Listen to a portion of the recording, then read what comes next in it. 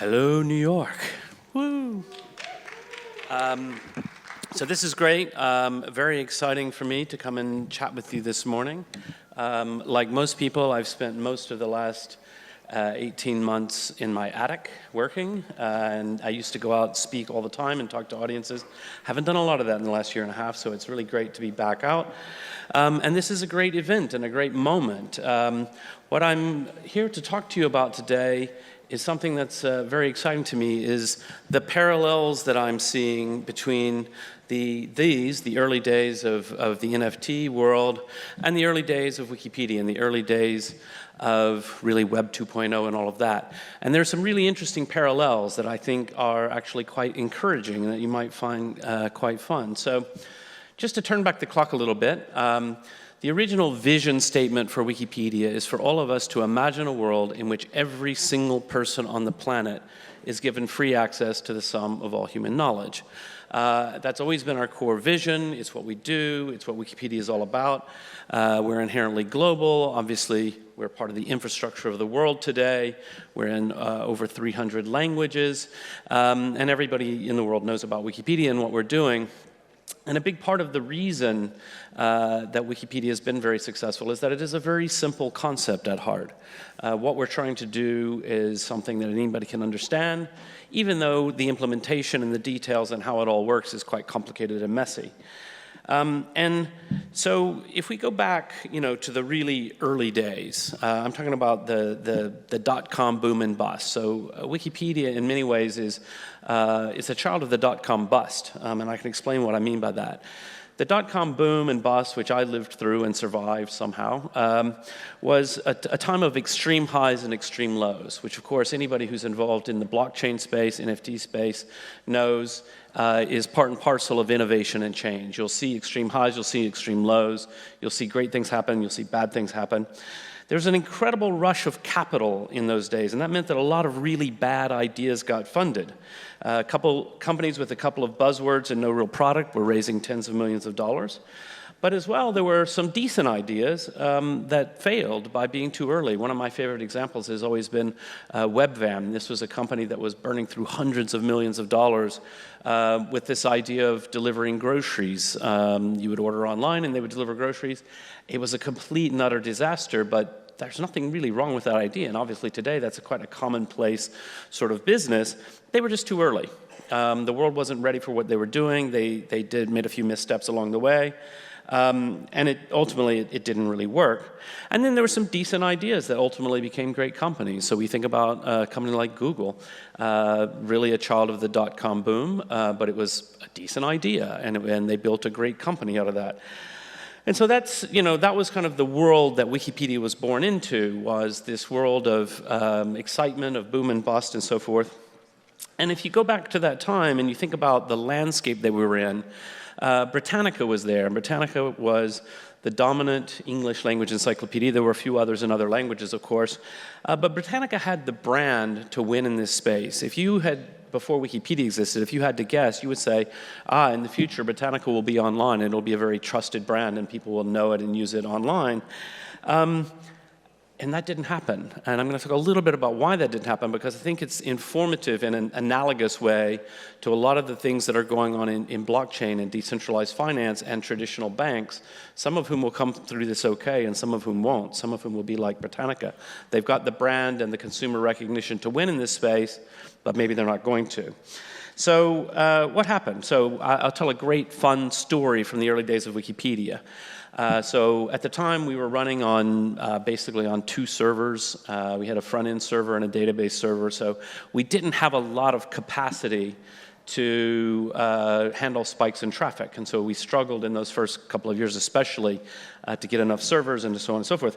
But back in the very early days when we were just getting going, we had a bit of a traffic spike. If I remember correctly, it was, we got a link from Slashdot, which was maybe like Reddit would be today. And it was on the front page of Slashdot. We got a huge surge of traffic. And right at that moment, and in the olden days, even the very front page of Wikipedia was editable. Now, the front page has been locked for quite a long time, but the front page was editable by anyone. And some very thoughtful and kind person, put a giant penis picture on the front page of Wikipedia. And I was like, oh, fuck me, all right. And so I'm at my computer, and I'm trying, and we're on IRC channels, which would be Discord now. Community members were like, okay, we've got to get this, we got to remove this. And I literally couldn't get on the website. The website was slashdotted, it was crashed. It wasn't crashed, but it was very, very, very slow. So it took about 20 minutes to edit the front page and get the giant penis picture off the front page. Okay, for us, we were a small community. This was probably in the first year or so. People were watching, but the only people who really cared were people who were in our community. I mean, we had a decent amount of traffic, but nothing all that substantial. And so for us, it was just kind of this funny, ridiculous story, and also an inspiration for thinking about maybe we should lock the front page and only let authorized admins edit, community admins. But Britannica, on the other hand, if they thought about doing what we were doing, they couldn't even possibly imagine taking that kind of brand risk. I mean, can you imagine a staid old brand like Britannica allowing anybody to put a giant penis on the front page of Britannica? It's just not going to happen. But also, they had a business model problem. So they had the problem, at that time, they were still selling encyclopedias door to door, and they had a sales force of people, and that was their main revenue stream, and they couldn't really cut those people off by saying, no, we've got to radically transform to being free and online. They needed to defend their existing line of business, and it made it very, very hard for them to even conceive of transforming in a new world. For us, our business model is completely unique, and I think this is, I'm going to explain why this is important. The business model of Wikipedia, so we're a charity, of course, but even if you're a charity, you have to have a business model, which is either, get big donations from rich people and foundations, or get small donations. And what really works for us, and if you think about the content of Wikipedia and the style of Wikipedia, it really is intimately tied up with our business model, which is donations, and largely more than 90% of the money is small donations. And what does that mean for us? It means there are certain things we don't really care about. We don't care to make Wikipedia more addictive. So you won't see clickbait headlines. You won't see algorithmically driven things to keep you on the website longer, because keeping you on the website longer doesn't actually make us any money. It actually costs us money, not much, because it's pretty cheap to serve web pages. What does make us money is when you see that little banner and you go, oh, right, Wikipedia is asking for money, and it's actually fantastic. It's one of the really great things of the internet. I should chip in.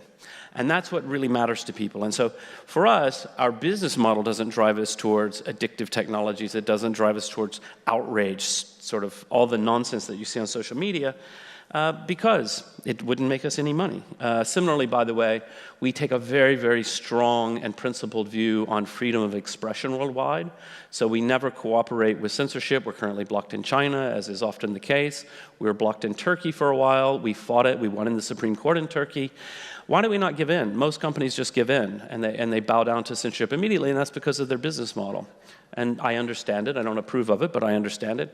In our case, our donations would really suffer if people said, oh, Wikipedia is just like everybody else. They cave into censorship. Any government can get something changed by yelling at Wikipedia, and it would harm us. So our business model actually aligns with our values, which is really fantastic. So where are we on the internet today? I'm going to say a few things that are not new. We all know this is going on, and actually the world is in a state of outrage about it. Advertising-based social media is largely toxic. We know this, all the things I just talked about, addictive algorithms, things to keep us on the site longer, engagement measured by number of comments means people who offend people and stir up trouble get the most attention. And so being outrageous is a great way to get a huge following on social media. It's not really healthy for discourse and dialogue. We all know how toxic political debate has become. And also for creators, and I think this is particularly important for this room and for the NFT space. What we have today is really, I would call it in a mild sort of way, but a master serf model for creators. You go onto the big platforms, and the masters run those plantations, and you get a little bit of the percentage of the revenue and so forth. And if they don't like what you're doing, you get kicked off, and you only get a small portion. You don't really have the kind of genuine control that anybody who's an artistic or creative person of any kind wants to have. And so for me, that's one of the most exciting things about the NFT space is this opportunity to move on from that in a real decentralized model for artists and creators. And I don't have all the answers. Like if you say to me, okay, Jimmy, how exactly would that work? That's your job. Let's figure it out. We all know there's a kernel of something really interesting here. There's some great companies that are starting, some great organizations, some great ideas. But right now, we're in this really interesting place. And it's an interesting place that, in my view, we've all seen before. A new disruptive technology, a potential new way of doing things, just as Wikipedia was a new way of doing things that the people at Britannica could never think of. And what else have we seen before? Well, we've got this incredible rush of capital coming in, which means a lot of really bad ideas are getting funded. I think in this space, back in the day, we didn't call it this. I remember a company, they raised, I don't remember, let's say $40 million. They had a very thin set of ideas, and basically about a month later, they declared bankruptcy. We didn't call it this back then. Today, we call it a rug pull. And we hear these rug pulls every day. People are getting funded to do things that sound exciting, and then they vaporize because people haven't done the right due diligence and so on. We've also got some really decent ideas, and some of them will fail by being too early, and I can't tell you which ones those are because it's too early. But I think we'll all look back in 15, 20 years and say, oh, wow, that company that failed and seemed like a disaster at the time, it's like the way things are done now. And they were visionary, but they were just too early, and that's a shame, and that's going to happen. And then there's going to be some decent ideas, and they're going to ultimately become great companies.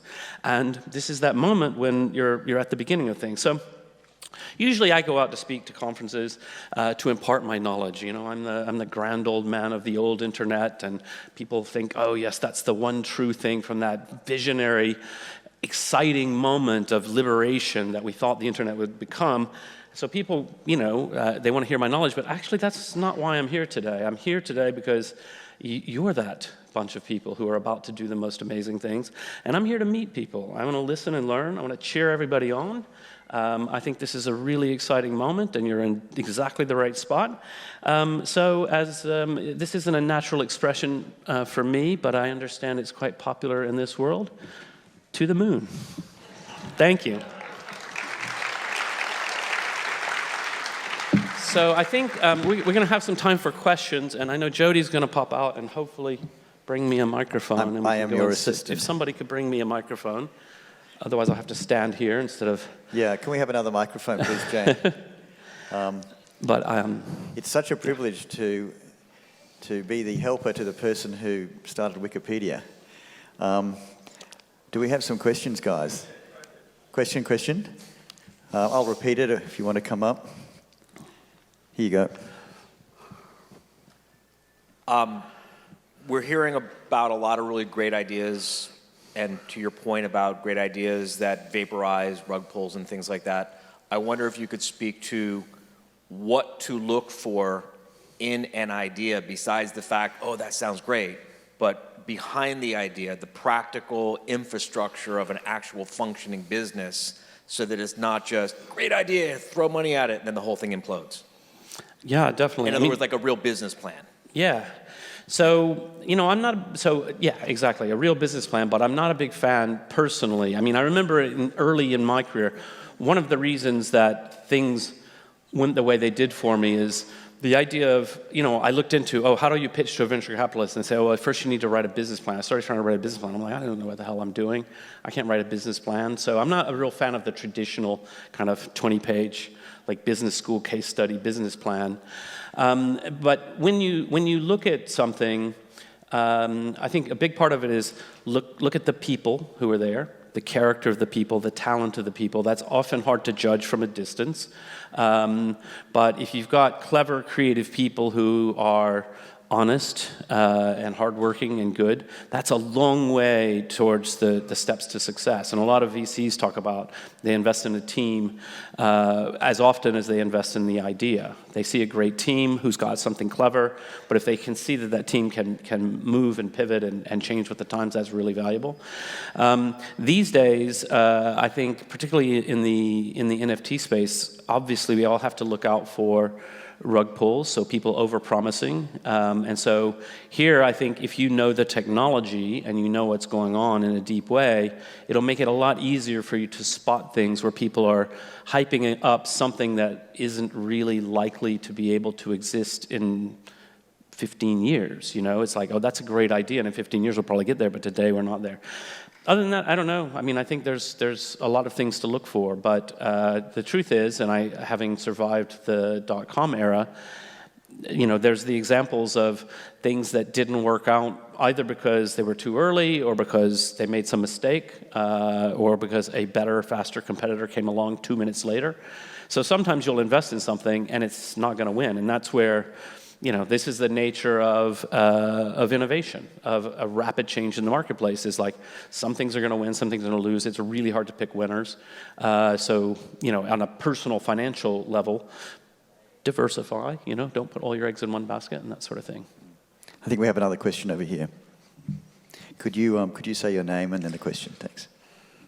Thank you so much. My name is Nacho. I am a musician. I'm very excited about the time we live in. And my question is, how can blockchain affect Wikipedia's business model, and if it's already affecting, or where are we at this topic? Thank you very much. So this was a really popular question 2 or 3 years ago. People have stopped asking it quite as often, and there were a lot of hello. Yeah. I can go sit down now, or I'll just walk out here. So there were a lot of ideas that people had, and a lot of them are really bad. So one of the first things that pops into your mind, cryptocurrency, smart contracts, maybe we could do something where the contributors to Wikipedia could get paid, and then people could bid on what's the best version of the article, and whoever writes the best one will get paid, and so forth. Superficially, it sounds like a great idea. Internally, we know, because we've been doing this for a very, very long time, this is a horrible idea, because what is true and what is valuable to the reader is not necessarily the same thing as what somebody is most willing to pay for. So you can imagine, think of your favorite big company that you hate. They've got a lot more money than you do, and if the truth in Wikipedia is up for sale by bidding the highest, they can make sure that it's positive. So, I don't want to single out any particular company because I don't know who's there now, but, Exxon Valdez, so giant oil spill, how is that entry going to look if it's not written by volunteer Wikipedians who have a love for Wikipedia and a love for the truth? Or is it written by people who are paid advocates for Exxon? We struggle against paid advocates. It's a big part of what goes on every day in Wikipedia, is figuring out this person is here with an agenda. They're not here to tell the truth. They're here to have an axe to grind. We have to cope with that and deal with that. It would be far worse if not only are they doing that, but they're actually monetized to do that. I think that's really, really a bad idea. Now, does that mean that there's absolutely no case? I remember I teased someone on Twitter who was like, yes, but you could store all the data and the data. And I was like, we store data every day. It's called a database. It works very well, right? It's for our use case. The other thing is immutability, right? So immutability, at first glance, you might think, oh, that sounds great. So nothing in the past could ever do that. Right now, because of the centralized control of the servers, if you're a really dark conspiracy theorist, the Wikimedia Foundation could secretly delete old revisions and no one could know about it. Well, except that we make regular database dumps available and they get copied all the time, et cetera.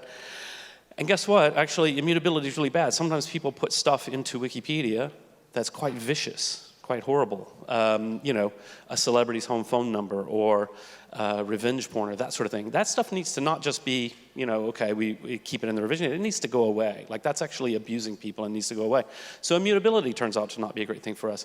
So in terms of the fundamentals of Wikipedia, I don't think it's going to affect us. But I do think that depends on the path. I mean, obviously, when we think about decentralized finance, smart contracts, and things like that, and we think about fundraising, right now, we use traditional financial mechanisms. You go and you say, oh, yeah, Wikipedia is great. I'm going to give them $20. And you go and you do your PayPal or you put in your credit card and Stripe and whatever. And that's all fine. It all works perfectly well for us. We don't have a problem with it. But if decentralized finance completely revolutionizes that space in the next 20 years, obviously we'll have to roll with the times there. And there might emerge some interesting opportunities around that sort of thing. Like how can we better serve our donors' needs and things like that. Another question. This one here. Have you considered NFTs as a funding or a fundraising mechanism? Have you considered NFTs as a fundraising mechanism for Wikipedia? So I would say not in a major serious way, and I should emphasize the Wikimedia Foundation is not looking into that in any serious way at all. Me personally, yes, I'm really super interested in NFTs and in this space, and I do think about it, and I think of, you know, just some very simple basic examples without getting into anything super advanced or radically different. But just the simplest possible thing, and I used to only have disaster ideas, and those aren't the best ones, right? So let's do a positive idea. You know, suppose we minted an NFT that is an image of the very first time that Satoshi Nakamoto was mentioned in a Wikipedia entry. Would somebody in this room think that would be cool to own? I don't know. Oh, okay, there we go. We got our first bidder. You know, you can think of hundreds of those. You can think of thousands of those, right? And that doesn't actually impact the fundamental working of Wikipedia. It's kind of recognizing that much like Disaster Girl, Wikipedia and the history of Wikipedia is part of the culture and part of the history of the internet. I mean, we should go look it up. I suppose we probably deleted the image, but if I start talking about this giant penis picture, this could be a great NFT because it's got a great story behind it. I don't know. That's definitely tweetable. Yeah. But in general, we're not closely looking at it right now. I think, like many people, so the Wikimedia Foundation, in our DNA for a very long time has been, with our fundraising and everything, that the goal of the Wikimedia Foundation, which is really there to serve the community that builds Wikipedia, and so the goal of the Wikimedia Foundation for a very long time is to say, we need to keep Wikipedia safe. Like, we all love it. It's like this great treasure. It's, you know, we're a tiny organization to be the #5 website in the world. There are technological changes we have to be ready for. I mean, we focus a lot of attention these days on better service on mobile devices in the developing world. All those kinds of things are really core for us. And so the Wikimedia Foundation, partly because it's a charity, tends not to be super sort of aggressively entrepreneurial. They're not going to take a big risk. So I think there's probably a period of time of a wait and see. Is this whole thing a bubble that's going to go away? I don't think so. Although, by the way, it is a bubble. That doesn't mean it's all going to go away, but a lot of crazy things are going to happen. But, so not yet, not yet. That's all I can say. I think we have time for one more question. Sorry, this one? Yep. Oh. Do you want to come up? Sorry. Okay, maybe one more. Hey, Jimmy, Jeff. Sorry to keep building on this question, but have you thought about using NFTs to actually like build community within the Wiki users? I will now. Don't know what that means exactly, but I do think it's interesting. Maybe a series of I don't know what it collectibles. means, but I mean, I suddenly, what I think about there, so this is, I'm brainstorming live. This is like the first time in 10 years I got a new question standing on stage, so congrats. There are groups within Wikipedia, like Wiki Project Medicine. So this is a group of people, that's the English version, but they're all around the world. These are the group of really fierce, very thoughtful people who've made sure that we haven't had coronavirus misinformation and all that kind of stuff in Wikipedia. And that's a community. It's a sub-community within Wikipedia. Another would be Women in Red. So this is a group of people who are really interested in increasing coverage of prominent women who are underrepresented in Wikipedia. That's another community. Now, would there be a way within those communities for those people to enjoy and be incentivized in some positive way with NFTs and building community? I don't know, but I'm here to learn, so send me an email with your full idea. Yeah. Yeah, that's a great question. So I promised one more. Good afternoon. My name's Alice. I have a question. It sounds more like there's more similarities perhaps with Wiki with DAOs as opposed to NFTs. And what are issues or concerns that anybody who's looking to create DAOs or operate a DAO needs to learn perhaps from your history with Wiki? Yeah, so that's an interesting point. So DAOs and Wiki communities, because it's a lot of subgroups of people, just like a DAO is a group of people with a shared interest in something. Obviously, there is a huge, huge difference between a volunteer community where people come and go, and a DAO in which you typically need to invest money, or you're getting paid, or that it's a very different kind of world. But that doesn't mean there's no analogies we could draw. I mean, one of the things that I always say, I give a lot of speeches to big companies, and what I always say to them is, like, some of the leadership lessons I've learned in Wikipedia you might think don't apply, such as, I can't make anybody do anything in the Wikipedia world. People only do things that they want to do. And you might think, because you're paying people, you can make them do things they don't want to do, but basically you're going to have a very unhealthy company if you don't really think about people should be doing things they really want to do, and they're making money as well. So that analogy is interesting. So my thought on that, I mean, there's a couple of things that aren't really about that analogy. Aaron Wright, who is speaking here, used to work for me. He's probably in the room. I have no idea if he's here today. But his DAO, which is called Flamingo DAO, I think. But his work, he's done a lot of work, and really interesting work about making sure that all the legal stuff is done properly and correctly. And in the DAO world right now, there's a lot of loosey-goosey stuff going on, and I think that's a risk. It's not a community building risk, but it can be a community building risk, because even though we imagine, oh, it's on the smart contract, and there's a lot of human elements around law and things like that have to be considered. And so just as in Wikipedia, when we think about Wiki Project Medicine, we think about the content and the articles and all of that, but you also think about, are people treating each other with respect? Are you being kind to people? People come in, maybe they've got some piece of vaccine misinformation because they misunderstood a study. How do you deal with them? That's a human question, a human problem. Just like in a DAO, people may come in, and then in Germany, this is I'm going to last little funny comment. In Germany, it's very, very common for people to have a club called a Verein. And a German told me once, the joke is, what do you call 2 Germans? A Verein, because they form clubs all the time. What do you call 3 Germans? A Verein with problems. Because they've started a club and now they're arguing, right? And I suspect the same is true of DAO, right? A DAO is a collective of people who come together to do something online, and then if you've got toxic personalities and things like that, it's really human. So it's not just about bits and bytes, it's actually about the people. And so I think if you want to have a successful DAO, you have to really think about, are people having fun? Are they motivated? Is this exciting? Is this interesting? Is somebody basically being such a dick that they're driving people away? That's also super important. Jimmy, it has been such a privilege for us to have you at NFT.NYC. Fantastic. Thank you very much. Great. And just before I let him go, can we do a huge thank you to Jimmy? Another round of applause, please, for what he has done for the internet. Right. And I'm going to be around. So this afternoon I've got to do a speech in Bogota, but on Zoom, thank goodness. But I'm going to be here all day tomorrow, and I'll be at evening events and stuff like that. So just come up to me and tell me ideas. But don't ask me too many questions about Wikipedia. Teach me about NFTs. That's what I'm here for. Thank you. Right.